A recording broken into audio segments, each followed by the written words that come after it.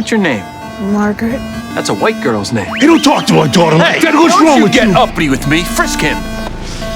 I did 10 years for selling drugs. Just got out, and the white cops are messing with me on purpose. He kept dissing my daughter, planted a contraband weapon in my pocket on purpose, then threatened me if I didn't give him $3,000, he'd send me back to jail for another 5 years. As the gang leader, I was burning with rage. But seeing my terrified daughter next to me, I forced myself to stay calm and settled the score with them later. But not long after, my daughters came rushing home in a panic.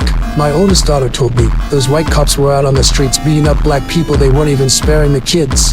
My daughter's friend was just holding an apple, but the cops labeled him a thief. They raised their batons and smashed him hard in the head. My friends tried to step in, but they all got clubbed to the ground.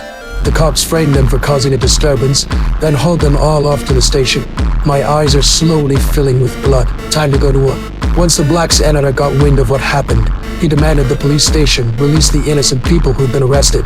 But the white cops refused firmly. To get the injured treated, he used public opinion to pressure the police, pushing them to release the people quickly. But how much difference would that really make? Those who are severely injured might lose their lives before they even get released.